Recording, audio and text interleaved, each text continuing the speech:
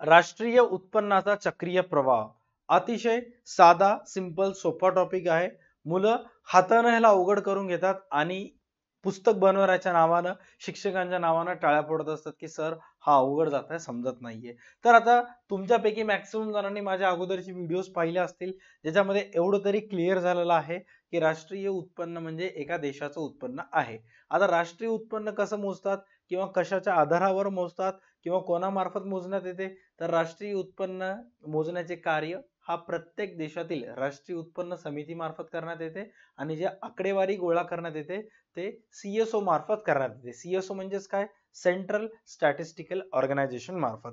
आता तुमचं सगळ्यांचं कन्फ्युजन दूर करतो. राष्ट्रीय उत्पन्न म्हणजेच काय की एका आर्थिक वर्षाच्या कालावधीत देशामध्ये म्हणजे भारतामध्ये जे मॉनेटरी ट्रान्झॅक्शन झालेले आहेत, पैशाशी संबंधित जेवढेही व्यवहार झालेले आहेत त्या सर्वांचे मोजमाप करणे. म्हणजेच सर्वांचे मोजमाप केल्यानंतर एक्झॅक्ट कळेल की राष्ट्रीय उत्पन्न किती आहे. आता हे मोजमाप करत असताना सगळ्या देशातील लोकांमार्फत करण्यात येणारा खर्चाची बेरीज करण्यात येते. काही वेळा सर्व देशातील लोकांचे उत्पन्न मोजण्यात येते किंवा त्या देशातील उत्पादन मोजण्यात येते. राष्ट्रीय उत्पन्न मोजण्याचे हे तीन वेगवेगळ्या पद्धती आहेत.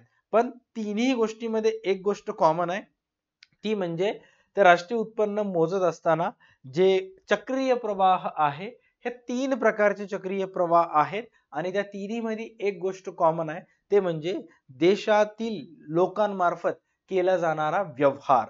आता मी तुम्हाला हे तिन्ही टॉपिक एकदम सोप्या भाषेत समजून सांगणार आहे. तुम्ही व्यवस्थित समजून घेण्याचा प्रयत्न करायचा आहे.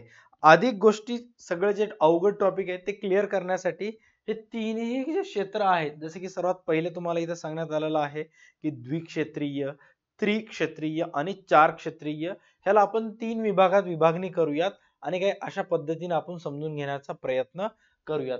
सर्वात पहिले तुम्ही स्क्रीनवर चेक करा, तुम्हाला सर्वात पहिले तिथे दिसत आहे द्विक्षेत्रीय राष्ट्रीय उत्पन्न चक्रीय प्रवाह. सर्वात अगोदर मी तुम्हाला सूत्राबद्दल गैरसमज जे तुमच्या मनात आहेत ते दूर करतो. सूत्रामध्ये सर्वात पहिलं इथं एक एका शब्दाचा वापर करण्यात आलेला आहे, त्या शब्दाचं नाव आहे वाय. आता वाय या शब्दाचा अर्थ आहे YEILD, यील्ड. ज्याचं मराठीमध्ये प्रोनाउन्सिएशन असतं काही अशा पद्धतीनं यील्ड. यील्ड या शब्दाचा अर्थ आहे उत्पन्न, राईट. त्यांनी वायच्या जागी त्यांनी NI असं सुद्धा लिहिलं असतं, पण तसं लिहून तुमची आत्म्याचं कळकळ त्यांना मिळत नव्हतं. त्यामुळे तुमचा कळकळ घेण्यासाठी त्यांनी NI च्या जागी नॅशनल इन्कमच्या ऐवजी त्यांनी कोणत्या शब्दाची निवड केली, वाय. वाय म्हणजे काय, राष्ट्रीय उत्पन्न, बरोबर आहे. आता राष्ट्रीय उत्पन्न मोजण्याचे सर्वात पहिलं जे साधन आहे किंवा पहिलं जे क्षेत्र आहे ज्याचं नाव आहे द्विक्षेत्र, ज्याच्यामध्ये दोन गोष्टीची मोजमाप करण्यात येते. कोणत्या कोणत्या दोन गोष्टीची मोजमाप करण्यात येते, y is equal to C plus I. आता C या शब्दाचा अर्थ होतो कन्झम्पशन. कन्झम्पशन म्हणजे काय, उपभोग. आणि I या शब्दाचा अर्थ होतो इन्व्हेस्टमेंट. इन्व्हेस्टमेंट म्हणजेच काय की गुंतवणूक. आता व्यवस्थित चेक करा, C म्हणजे काय आणि I म्हणजे काय. का ह्या दोन्हीची बेरीज केल्यानंतर येणारं उत्तर राष्ट्रीय उत्पन्न असतं. सर्वात पहिले C म्हणजे उपभोग. इथे जसं तुम्हाला सूत्रामध्ये दिलेलं आहे उपभोग. आता सर्वसामान्य जे तुमच्या आमच्यासारख्या व्यक्ती असतात, आपल्याला जीवन जगण्यासाठी अनेक गोष्टींचा उपभोग घ्यावा लागते. आपल्या मार्फत अन्नधान्यावर करण्या खर्च येत असतो. टेलिव्हिजन सेट आपण घेत असता, मोबाईल घेत असता, त्यानंतर आपल्याला वापरण्यासाठी आपण बाईक वगैरे घेत असता, पोटा पाण्यासाठी अनेक गोष्टींवर खर्च करत असता, राईट. किंवा बसनं प्रवास वगैरे करत असता. तर तुमच्या आमच्यासारखी सर्वसामान्य जी जनता असते त्यांनी स्वतःसाठी स्वतःच्या उपभोगासाठी या सर्व गोष्टींवर जेव्हा खर्च करण्यात येतात त्या खर्चाला म्हणतात C, राईट. त्या खर्चाला काय म्हणण्यात येते, C, ज्याला अर्थशास्त्राच्या भाषेमध्ये म्हणण्यात येते उपभोग म्हणजेच काय, कन्झम्पशन. आता मला सांगा, हे जे वस्तू आहे, सपोज तुम्ही एखादी एक रेफ्रिजरेटर घेतलात किंवा तुम्हाला घरी वापर करण्यासाठी दूरदर्शन संच घेतला, टीव्ही घेतलात किंवा धुलाई यंत्र वॉशिंग मशीन वगैरे घेतलात, हे तुम्ही कोणत्या ना कोणत्या दुकानाकडून घेता, बरोबर आहे, XYZ दुकानदाराकडून.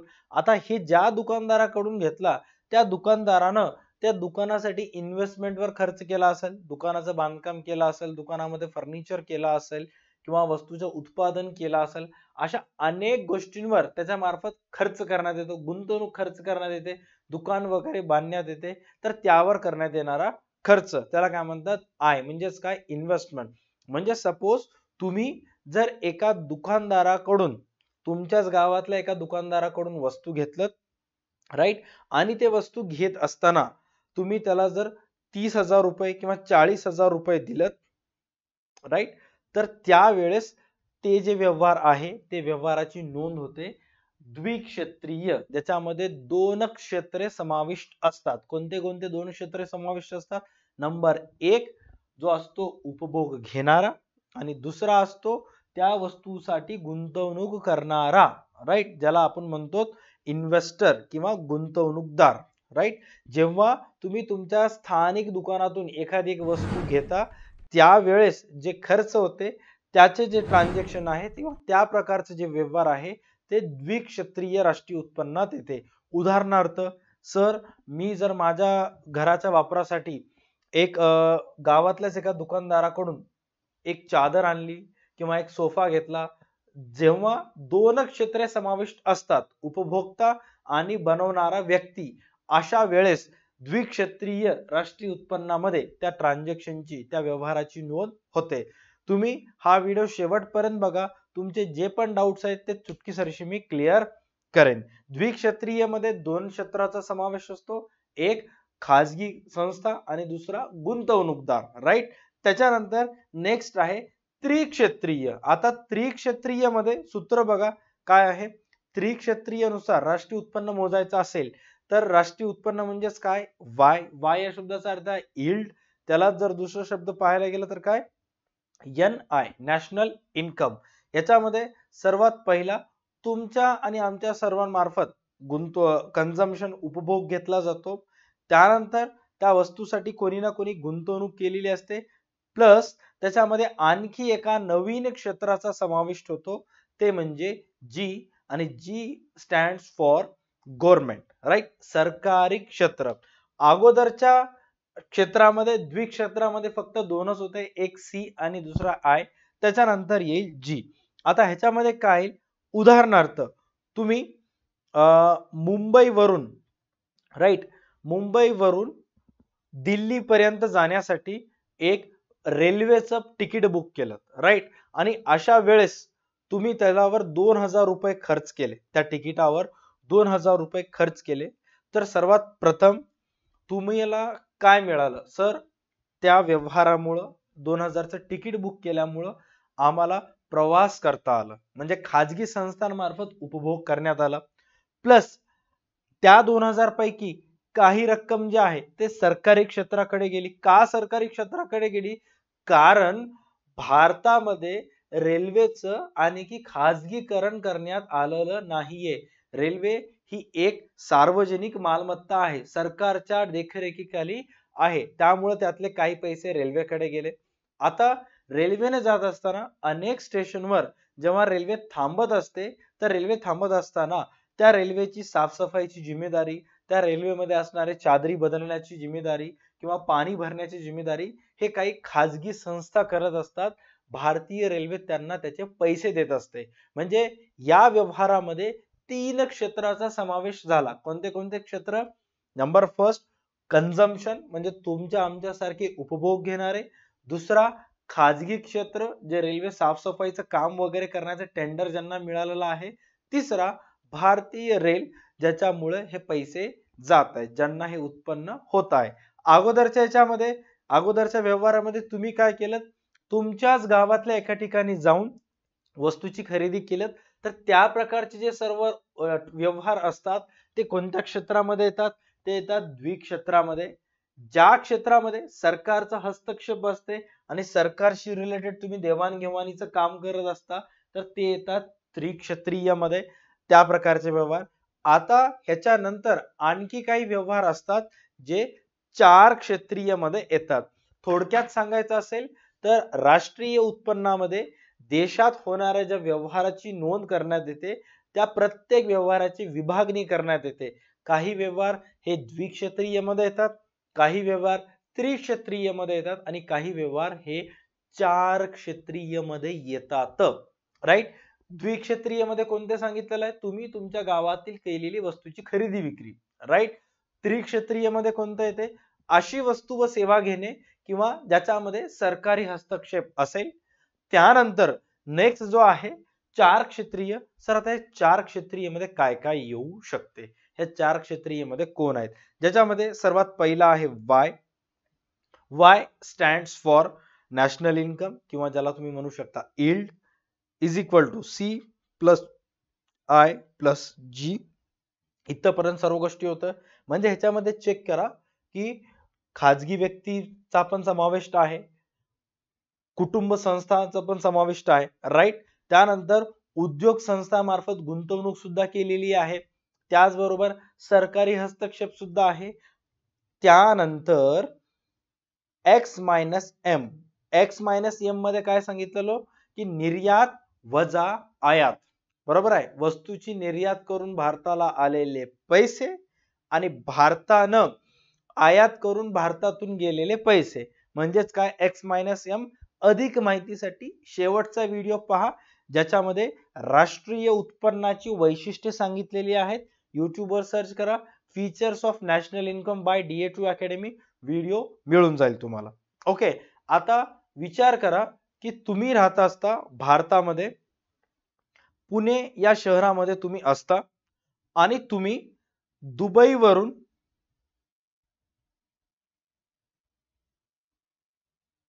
राईट, दुबई एक गल्फ कंट्री आहे आणि दुबईवरून तुम्ही काय केलं? एक मोटर सायकल तुम्ही खरेदी केलं BMW कंपनीची, जी भारतामध्ये काही कारणास्तव मिळत नव्हती, म्हणून तुम्ही त्या मोटरसायकलची खरेदी केलं. आता हे मोटरसायकलची खरेदी केल्यानंतर तुम्ही भारतामध्ये कोणत्या ना कोणत्या एका संस्थांमार्फत त्या वस्तूची खरेदी केलं किंवा तुम्ही एका शोरूम मध्ये गेलात जिथे त्यांनी सांगितले की तुम्हाला यस सर ते आमच्याच कंपनीचा ब्रँड आहे बट इंडियामध्ये मिळत नाही, फॉरेन मध्ये मिळते, if you want we can order for you. मग अशा वेळेस त्यांनी म्हणलं की ठीक आहे तुम्ही मागवा. मग अशा वेळेस ते तुम्हाला काय सांगतात की सर ती जी वस्तू आहे ती बाहेर देशातून येत आहे तर तुम्हाला ती वस्तू तर देऊ, बट जेव्हा सर बाहेर देशातून वस्तू आपल्या भारतात येईल तुम्हाला ट्रान्झॅक्शनचे पैसे मे बी डॉलर्स मध्ये द्यावे लागतील. तुम्ही म्हणला की ठीक आहे रुपये कन्वर्ट मी डॉलर मध्ये करेन देईन. तुम्हाला ठीक आहे, but sir what about custom duty? Custom duty म्हणजे काय? सीमा शुल्क. सर जेव्हा वस्तू दुसऱ्या देशातून आपल्या देशात येत असते त्यावेळेस तुम्हाला भारत सरकारला सीमा शुल्क कस्टम ड्युटी पेड करावं लागते. राईट. मग अशा वेळेस ह्या व्यवहारामध्ये चार लोकांचा समावेश होतो. कशा कशाचा? नंबर फर्स्ट कन्झम्पशन, जे वस्तूचा तुम्ही घेताय. दुसरा ज्या दुकानदाराकडून तुम्ही ते कार घेताय किंवा सॉरी ते टू व्हीलर घेताय त्यानं मोठ्या प्रमाणावर काय केलेली आहे? इन्व्हेस्टमेंट केलेली आहे. त्याचबरोबर गव्हर्नमेंटला तुमच्या मार्फत काय जात आहेत? कस्टम जात आहेत आणि वस्तूची आयात निर्यात होत आहे. त्यामुळं अशा प्रकारचे जे व्यवहार येतात ते येतात चार क्षेत्रीय मध्ये. म्हणजेच थोडक्यात सांगायचं काय की तुम्ही जर सर्वसाधारण व्यवहार केलं तर त्याच्यामध्ये त्या व्यवहारामध्ये दुकानदार आणि तुमचा समावेश असतो, ते येतात द्विक्षेत्रीय मध्ये. उदाहरणार्थ तुम्ही तुमच्या गावातल्या कोणत्याही एका दुकानात गेलात आणि तुम्ही जर वस्तूची खरेदी विक्री केली ज्याच्यावर जीएसटी नाहीये, मग अशा वेळेस त्या व्यवहाराचा समावेश होईल द्विक्षेत्रीय मध्ये. तुम्ही सिलेंडर घेतलं कंपल्सरी जीएसटी पेड करावं लागते, मग अशा वेळेस तुमचा समावेश झाला. कोण? जे तुम्ही वस्तूची खरेदी करणारे, राईट, कन्झम्पशन वाले तुम्ही आहात. प्लस इन्व्हेस्टर कोण आहे? गुंतवणूक करणारा. ती सिलेंडरची एजन्सी ज्याच्याकडून तुम्ही सिलेंडर घेतलं, राईट. आणि जीएसटी जे मिळत आहे ते कोणाला मिळत आहे? गव्हर्नमेंटला, किंवा गव्हर्नमेंटद्वारे काही प्रकारची इन्व्हेस्टमेंट किंवा खर्च करण्यात येतो, गुंतवणूक करण्यात येते काही किंवा खर्च करण्यात येते. मग अशा वेळेस त्या सर्व व्यवहाराची नोंद कशामध्ये होईल? त्रिक्षेत्रीय मध्ये. आणि तुम्ही जर वस्तूची खरेदी विक्री बाहेर देशातून केलं किंवा बाहेर देशातील एका सेवा घेतली त्यांना पैसे दिलं तर अशा प्रकारच्या व्यवहाराची नोंद होते चार क्षेत्रीय मध्ये. तुम्हाला राष्ट्रीय उत्पन्नाच्या चक्रीय प्रवाहामध्ये फक्त एवढंच सांगण्याचा प्रयत्न केलेला आहे, बट तिथे त्यांनी क्लिअर पद्धतीने मेन्शन केलेलं नाहीये. थोडक्यात सांगायचं असेल, ज्या व्यवहारामध्ये फक्त दोन क्षेत्राचा समावेश होतो, तुम्ही आणि दुकानदार, ते सगळे येणार द्विक्षेत्रीय मध्ये. ज्या ह्याच्यामध्ये तीन क्षेत्राचा समावेश होतो, तुम्ही, दुकानदार आणि सरकार, ते येतात त्रिक्षेत्रीय मध्ये. आणि ज्या वेळेस वस्तूची खरेदी विक्री बाहेर देशातून करण्यात येते, अशा प्रकारच्या सर्व व्यवहाराची नोंद करण्यात येते चार क्षेत्रीय मध्ये. राईट. आता मी तुम्हाला एक प्रश्न विचारतो, त्याचं उत्तर तुम्हाला द्यायचं आहे, कमेंट मध्ये सांगायचं आहे, त्या व्यवहाराची नोंद कशामध्ये होते?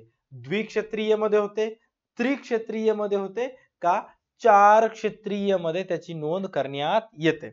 ऑलराईट. तुम्ही जपान कंपनी मधून तुमच्या दुकानात विकण्यासाठी, राईट, जपानीज कंपनी मधून तुमच्या शॉप मध्ये विकण्यासाठी